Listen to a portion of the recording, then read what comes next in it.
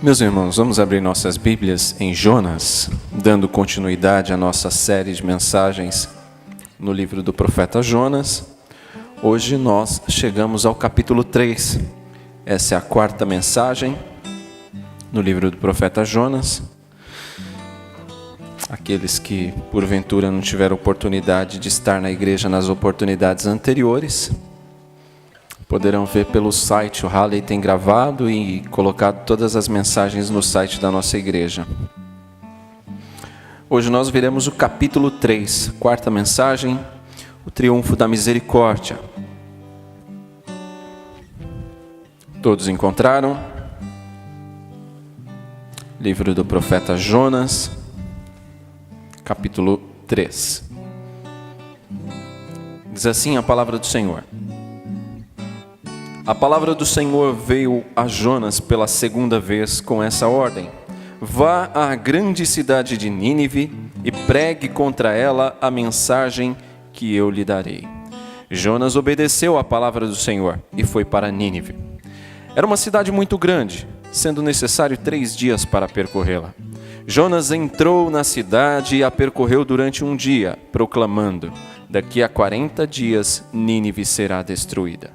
Os ninivitas creram em Deus, proclamaram um jejum e todos eles, do maior ao menor, vestiram-se de panos de saco. Quando as notícias chegaram ao rei de Nínive, ele se levantou do trono, tirou o manto real, vestiu-se de pano de saco e sentou-se sobre cinza. Então fez uma proclamação em Nínive: por decreto do rei e de seus nobres, não é permitido a nenhum homem ou animal, bois ou ovelhas provar coisa alguma. Não comam nem bebam. Cubram-se de pano de saco, homens e animais, e todos clamem a Deus com todas as suas forças. Deixem os maus caminhos e a violência. Talvez Deus se arrependa e abandone a sua ira e não sejamos destruídos. Tendo em vista o que eles fizeram e como abandonaram os seus maus caminhos, Deus se arrependeu e não os destruiu, como tinha ameaçado. Até aí. Vou contar uma história. Clodoaldo era casado já há mais ou menos 20 anos com Albertina. E Clodoaldo, já depois de receber muitas broncas de Albertina por esquecer a data do casamento, daquela vez ele iria fazer diferente, já que era o aniversário de 20 anos de casado. E então naquele dia Clodoaldo comprou uma caixa de bombons daquela da Copenhagen, não era uma caixa qualquer, não era especialidade, era Copenhagen, e passou na floricultura e comprou umas rosas bonitas para ganhar pontos com a Albertina. E ele então esperou a Albertina chegar, a Albertina tinha saído. Quando a Albertina chega, para sua surpresa, está lá Clodoaldo na sala com as flores e com a caixa de bombom. Querida, é para você. Lembrei do nosso dia. E ela ficou toda feliz. Mas Clodoaldo, que surpresa agradável, você se lembrou do nosso dia. E Clodoaldo todo feliz e sorridente, ganhei 100 pontos agora com a patroa. Ele então: não fiz mais que a minha obrigação. Eu não podia esquecer o nosso dia. Aliás, você já me lembrou tantas vezes, né? Agora eu tinha que lembrar. Ele perdeu 100 pontos. Ele fez o que devia fazer, mas por obrigação. Não fez com afeição, não fez com desejo, não fez com interesse, com vontade. Parece que era também esse o problema de Jonas. Sabia o que tinha que fazer, se arrepende do mal que fez e resolve agora fazer, mas não de boa vontade, não com interesse, não com afeição, não de todo o coração. É isso que nós percebemos aqui no capítulo 3 de Jonas. Nós aprendemos no domingo passado que Jonas se arrependeu da sua desobediência do capítulo 1, e no capítulo 2 Jonas então orou ao Senhor. E ele orou arrependido. Ele orou arrependido da sua desobediência. E o que aconteceu depois de Jonas ter sido, é verdade, pressionado pelas circunstâncias que Deus levantou para trazê-lo de volta ao caminho da obediência? Jonas então orou, arrependido, orou e recebeu o perdão do Senhor. E agora Jonas então se prontifica a ir. Ele vai obedecer. Agora ele vai fazer o que Deus mandou. Deus deu a ele uma nova chance e ele dessa vez vai obedecer. Porém, sem vontade, sem afeição, sem interesse. Foi assim que Jonas se colocou a pregar na cidade de Nínive. Veja, irmãos, a mensagem do capítulo 3 nos mostra que apesar da má vontade de Jonas em anunciar ali a mensagem, Deus agiu bem diferente. Deus observou a sinceridade dos ninivitas, o arrependimento e a fé deles. E então os perdoou e os salvou. Deus acolheu de maneira agradável o arrependimento deles e os salvou. Em resumo, essa é a mensagem do capítulo 3 de Jonas. Para facilitar um pouco o nosso entendimento, vamos dividir essa mensagem em 3 pontos. Você tem aí no seu esboço no boletim e você pode acompanhar então para facilitar o nosso entendimento. O primeiro ponto da nossa mensagem, e o texto vai nos mostrar isso já a partir do primeiro versículo, é que o Senhor dá uma segunda chance. Jonas havia cometido uma terrível desobediência. Deus havia dado uma missão a Jonas. Ele tinha que ir até a grande cidade de Nínive e pregar ali na cidade de Nínive. Deus não aguentava, não suportava mais a maldade daquele povo e então envia o seu profeta até lá para trazer uma mensagem àquele povo, uma mensagem de arrependimento. E aquele povo deveria se arrepender dos seus maus caminhos, abandonar a prática que eles estavam adotando, os seus pecados, a sua idolatria, a sua violência. Era essa mensagem que Jonas deveria ali proclamar. E o que acontece? Jonas foge. Aquilo poderia ter custado a vida de Jonas. Não fosse a misericórdia do Senhor também triunfar na vida de Jonas, ele teria morrido no mar. Mas Deus então o poupa, o traz de volta à terra, quando ele tentou fugir. No entanto, o texto nos mostra que Deus deu uma segunda chance a Jonas. Deu uma segunda chance para ele, agora dessa vez, cumprir a sua missão. Ir até Nínive e pregar naquela cidade a mensagem que o Senhor lhe daria. Veja que, apesar dessa segunda chance, parece que Jonas obedece, mas não de boa vontade. Mas o fato é que o nosso Deus, ele dá uma segunda chance. O texto diz isso. Quando você observa o primeiro verso do capítulo 3, ele fala: a palavra do Senhor veio a Jonas pela segunda vez com essa ordem. Deus estava dando uma segunda chance a Jonas. Olha, a primeira vez que eu te mandei, você não foi. Agora a palavra do Senhor vem a segunda vez para Jonas. Deus estava então dando uma segunda chance ao seu profeta. Ele falou mais uma vez. E a sua ordem foi explícita a Jonas. Deus ouviu a oração de Jonas no capítulo 2. Ele aceitou o arrependimento de Jonas. Perdoou Jonas do seu pecado. Deu mais uma chance para Jonas. Agora, olha só que interessante como nos ensina o perdão de Deus. Apesar de todas as falhas de Jonas que gritam no texto, nós não percebemos Deus jogando na cara de Jonas o seu pecado. Nós não percebemos Deus fazendo qualquer tipo de ameaça com Jonas. Olha, Jonas, se você não fizer dessa vez, vai acontecer isso. Ou coisa do tipo, se dessa vez você não fizer, fique sabendo que... Não é assim que Deus trata Jonas. Deus simplesmente dá uma segunda chance. Dá uma oportunidade de Jonas recomeçar. Não é só Jonas, irmãos, que recebe a segunda chance. Não é só o profeta Jonas. Os ninivitas também receberam. Os ninivitas eram extremamente desobedientes, malvados, cruéis. A gente já falou sobre isso aqui. Eles eram extremamente violentos.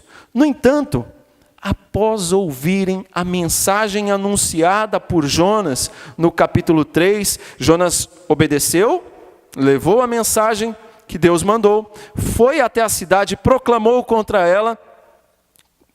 O verso 4 diz: daqui a 40 dias Nínive será destruída. Jonas foi lá, levou a mensagem. E o que aconteceu? Os ninivitas aproveitaram essa chance. Eles ouviram, Eles creram, se arrependeram e Deus os perdoou e salvou de uma morte que era iminente. Em 40 dias a cidade seria destruída se não houvesse arrependimento. Mas Deus então viu o arrependimento daquele povo e o salvou. Interessante, não é? Isso nos mostra também, trazendo agora um pouco para os nossos dias, pensando um pouco na nossa vida e relacionando com o texto. Há pessoas que são extremamente críticas, são rápidas em exigir, são extremamente exigentes com o outro, normalmente ficam sempre esperando mais do outro, mais e mais e mais, sempre esperam mais do outro. E que quando suas necessidades não são atendidas, suas expectativas não são supridas, rapidamente se colocam a cobrar, a apontar, são como Jonas, implacáveis. Quantos de nós muitas vezes não nos portamos assim? Exigimos muito, cobramos sempre muito dos outros. Somos implacáveis também. E a palavra de Deus nos diz que nós precisamos ser misericordiosos. Já que recebemos misericórdia, precisamos exercitá-la também. Jonas trouxe uma mensagem implacável de juízo. Em 40 dias a cidade vai ser destruída e ponto final. Não falou de arrependimento, não falou de misericórdia, não falou de perdão. Ele não ofereceu qualquer chance, qualquer esperança para os habitantes de Nínive. O Senhor, porém, irmãos, agiu bem diferente do seu profeta. Sabe por quê? Porque a Bíblia nos diz que Deus não tem prazer na morte do ímpio. Está escrito lá em Ezequiel 33:11. Deus não tem prazer na morte dos ímpios, mas sim em que se arrependam dos seus maus caminhos e que vivam. Esse é o prazer do Senhor. É por isso que Deus não tinha pressa. Ele deu 40 dias.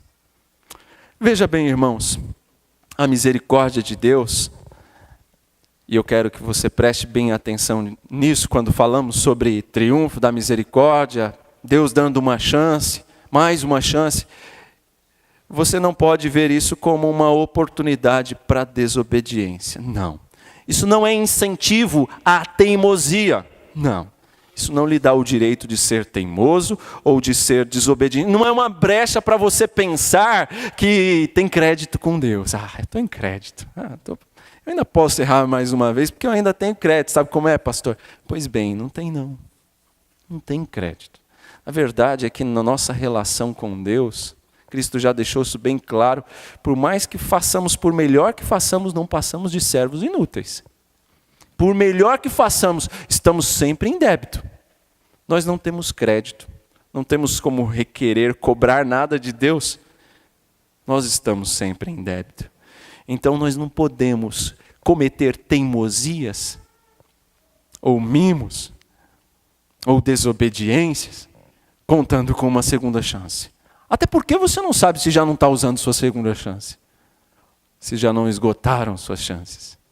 Então é melhor, irmãos, obedecer. A palavra de Deus nos exorta a isso, a obediência. E por muitas vezes nós cometemos o mesmo erro de Jonas. Tomamos a direção oposta. Deus fala que é por aqui, a gente vai por ali. Fazemos exatamente como Jonas. Trilhamos pelo caminho da desobediência. Fechamos os nossos olhos para o que Deus quer nos mostrar, tapamos os nossos ouvidos, endurecemos o coração e não queremos saber, é aquilo que eu quero e acabou. Quantas vezes a gente não age assim também?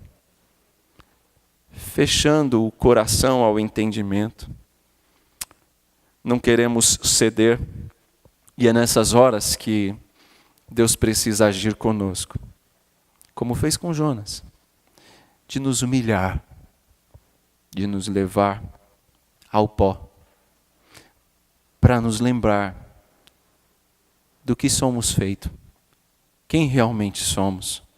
E aí então, uma vez humilhados diante de Deus, nos arrependermos do nosso pecado e voltarmos correndo para Ele, suplicando o seu perdão. É isso que Deus nos faz tantas vezes, buscar uma chance. Talvez você tenha chegado aqui hoje pensando, pastor, eu vou desistir, eu não consigo. Tudo tem dado errado. Eu tento e parece que tudo dá errado comigo. Eu digo para você, não para não. A mensagem de Deus para você é, não desista não, persevere. Mas eu caí, levanta. Não é para ficar caído, é para levantar. Aproveite a segunda chance que Deus te dá hoje e faz diferente. Sabe que o vitorioso não é aquele que nunca cai, não é aquele que nunca perde. O vitorioso é aquele que quando cai, ele se levanta e ele vai em frente, ele ele aprende com o tombo, ele aproveita a segunda chance, ele recomeça, ele faz diferente. É assim que a Bíblia nos mostra. Veja, por exemplo de homens na Bíblia. Abraão, vamos pegar lá do começo. Como foi com Abraão? Seu começo foi tão bom assim? Ele mentiu feio. Mas o que acontece com Abraão? Ele aproveita a segunda chance. E ele faz diferente. E mais adiante nós vamos conhecer Abraão como? Pai da fé. E Jacó? O próprio nome já dizia, né? Enganador. Era mentiroso. Enganou seu pai, enganou seu irmão. E o que Deus vai fazer na vida de Jacó? Ele aproveita a segunda chance. E vai fazer diferente depois. Outros homens, Davi, por exemplo. O que dizer de Davi? Assassino? Mentiroso? Adúltero? O que fez Davi? Tantas coisas ruins Davi fez, não é verdade? Mas e depois? Ele se arrepende. Se curva diante de Deus, é humilhado por Deus. Aprende, se arrepende dos seus maus caminhos, abandona e faz diferente. E como é que ele vai ser conhecido depois? Como um dos maiores reis da história de Israel.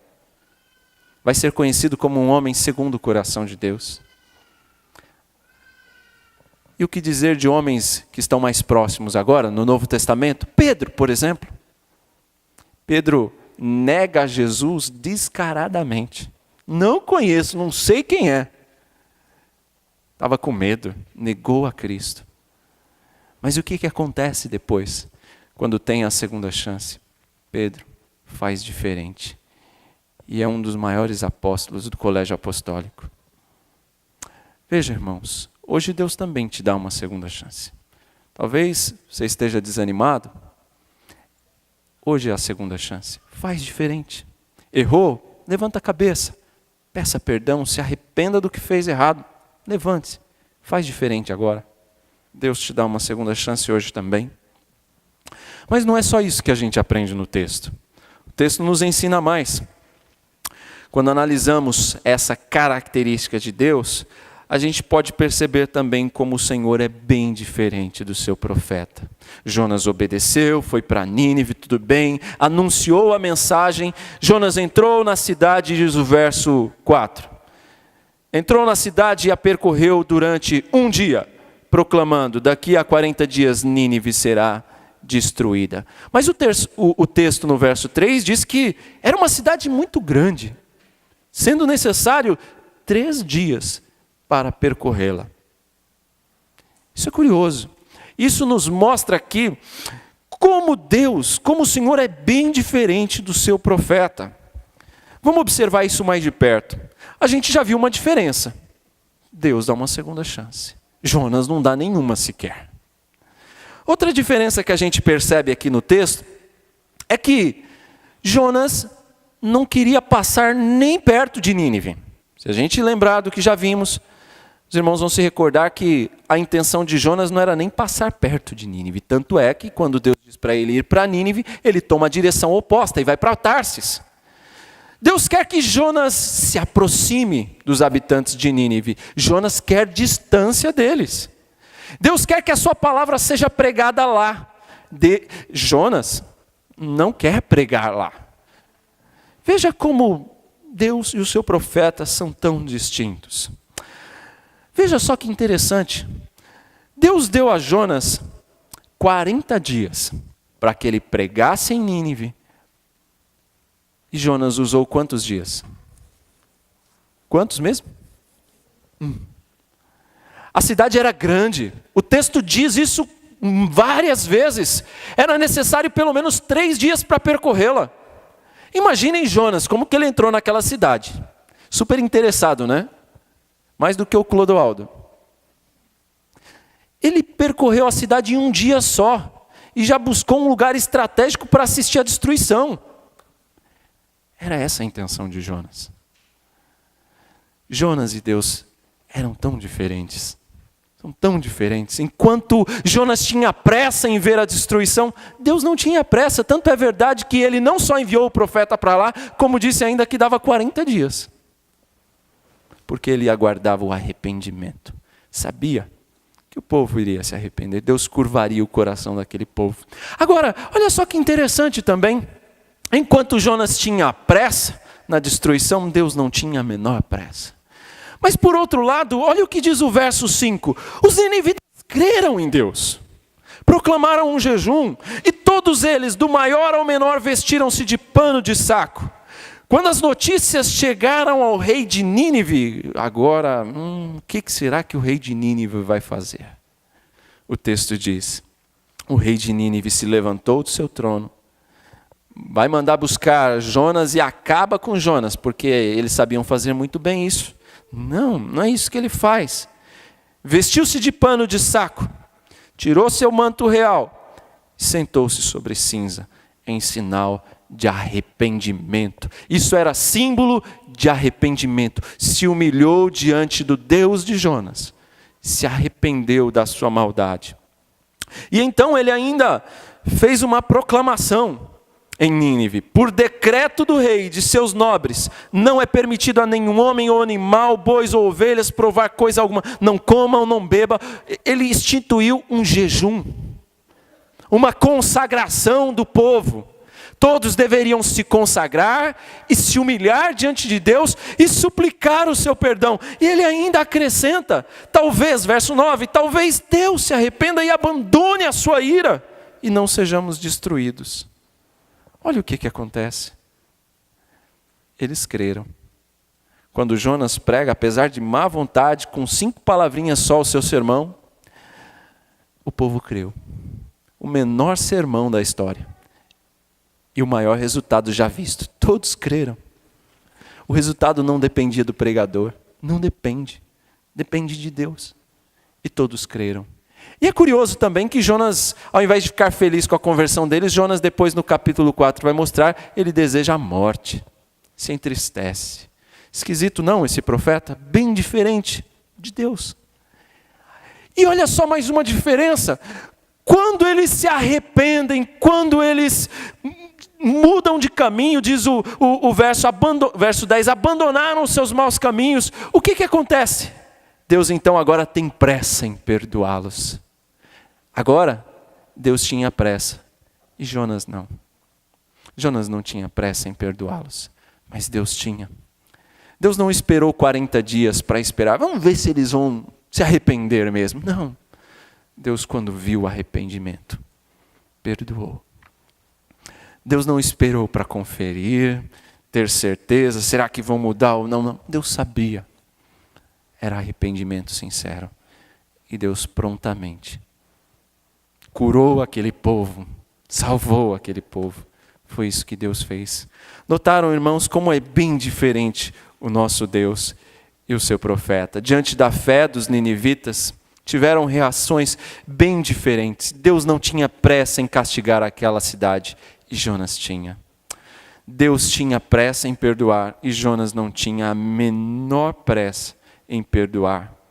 Jonas não conseguia perdoar. E é curioso como aquele que recebeu da misericórdia, que recebeu do perdão, não sabia exercitar isso.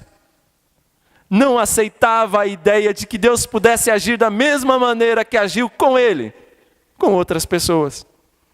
Curioso, não é?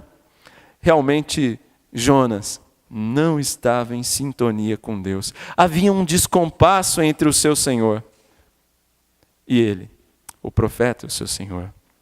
Irmãos, as diferenças entre Jonas e Deus são também diferenças que existem entre nós e Deus hoje. Assim como Deus enviou Jonas a proclamar a sua mensagem, nós também somos enviados por Jesus a proclamar o Evangelho ao mundo. E por tantas vezes nós fazemos o quê? Nos escondemos, fugimos, desobedecemos. Assim como Jonas fugiu, nós também fugimos para não enfrentar o mundo à nossa volta. Muitas vezes nós reclamamos da misericórdia de Deus sobre a vida dos outros. Tantas vezes nós temos dificuldade em aceitar a prontidão de Deus, perdoar alguém. Eu não perdoo, não. Eu não acho que aquela pessoa está arrependida, não. E nós temos dificuldade em aceitar a misericórdia de Deus na vida do outro. Como somos parecidos com Jonas, né? Mas a mensagem de Deus vem para nos corrigir, para nos exortar, para nos fazer mudar. E não é só isso. O texto também nos ensina que o Senhor se compadece do povo arrependido. Esse é o último ensinamento que o texto nos deixa bem claro. O Senhor se compadece quando Ele vê sincero arrependimento. Jonas parecia sentir um certo prazer mórbido ao proclamar aquela mensagem de destruição da cidade. Parecia que Jonas ansiava por ver a cidade sendo destruída. Parecia que Jonas não via a hora de acontecer com aquela cidade algo parecido com o que aconteceu com Sodoma e Gomorra. E lá estava Jonas, desejoso por ver a destruição. Ele gostava da ideia da cidade deixar de existir. Ele não se importava, não se compadecia com os milhares que moravam na grande cidade de Nínive. Capítulo 4 vai nos mostrar que ele não se importava com mais de 120 mil pessoas que não sabiam discernir entre a mão direita e a esquerda. E quando é dito 120 mil ali, vejam que é bem possível que 120 mil eram só crianças, que não sabem discernir a mão esquerda da direita. Se formos pensar nos adultos, nós teríamos ali aproximadamente 600 mil pessoas. É muita gente. E Jonas não se importava com toda essa multidão. Ele queria a condenação imediata e não a salvação. Ele que foi alvo do perdão, não cogitava em perdão. Queria que Deus destruísse. Ele não aceitava ser instrumento de Deus para salvar aquele povo. Ele não aceitava essa ideia. Irmãos, quantas vezes não somos como Jonas? Rápidos em acusar, prontos em suspeitar e tardios em perdoar e em amar. Quando eu avalio essas coisas e fico pensando aqui na postura de Jonas e em nós, eu fico pensando no seguinte: um bom critério para avaliarmos. Será que gostaria de receber o mesmo julgamento que eu desejo para aquela pessoa? Pensa nisso. Quando você for avaliar, será que você gostaria de receber esse mesmo julgamento, esse mesmo tratamento que você está desejando para o outro? Esse é um bom critério para a gente pensar. Se dependesse de Jonas, nenhum ninivita se converteria.